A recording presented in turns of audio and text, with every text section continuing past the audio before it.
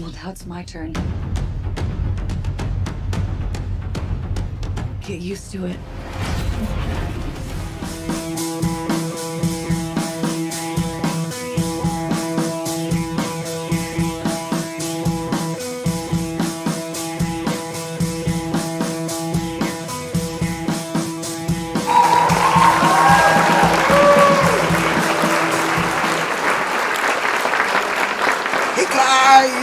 Today I'm going to review Wonder Woman 1984.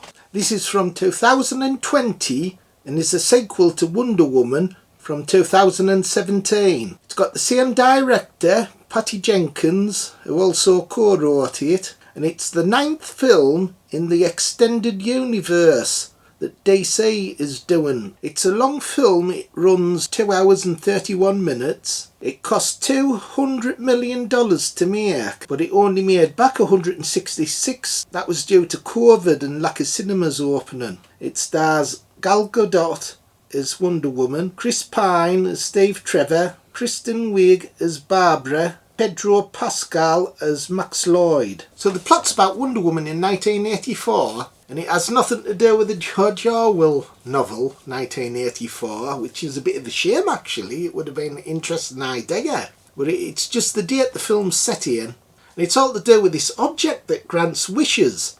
So it's kind of like the monkey's paw type of storyline. Everyone's granted a wish that has this object. And at first I thought this film, it was a good idea, setting it in the 80s, having lots of camp humour. It was kind of fun, and to start with it was alright, but with the story involving sort of like magical wishes and stuff, when magic's involved in films, for me it doesn't kind of work because there's no threat involved. All you've got to do is have a magical wish and everything goes okay again. It's kind of like why I'm not really into the Harry Potter films, because all he has to do is wave his magical wand and puts things right. A bit like Doctor Who with the sonic screwdriver. I hate it when Doctor Who does that to get out of problems. With this film, it involves kind of like wishes and everything that kind of go wrong. And it's all been done before, but better. Hey, why doesn't the villain just wish for the same amount of money that fucking Bill Gates has? The four main leads are really good. Wonder Woman, she's brilliant in this film. The villain's good as well. Chris Pine's funny as Trevor.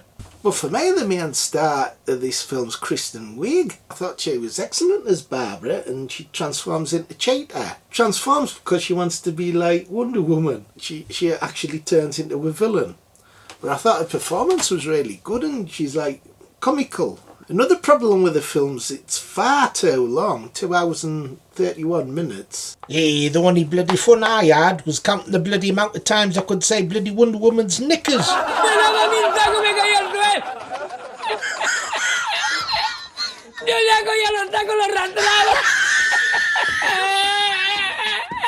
I don't know why they make superhero films so long. I'm dreading watching the Jack Snyder cut of the Justice League, because it's 4 hours.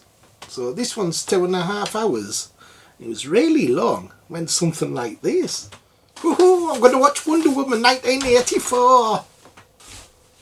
It's a bit boring, this.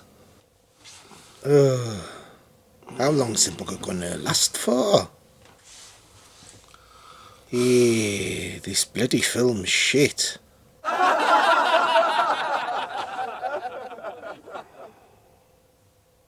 Hey, Phil, wake up, you lazy bugger, you've missed the ending of the film. Yeah? What happened, Bones? I tell you what bloody happened. Fuck all. What the hell was that? What was that noise? So the film started off well, kind of the first half hour was kind of fun. Wonder Woman doesn't pop up much. The first hour, I think she only pops up a couple of times, but it slowly goes downhill. Oddly enough, the CGI looked pretty poor. The scenes with Wonder Woman is pretty bad, but also when Barbara transforms into the Cheetah, the main villain, actual creature and the CGI and the makeup, all that stuff looks pretty poor. So they shot it in like a dark scene, all actions kind of at night.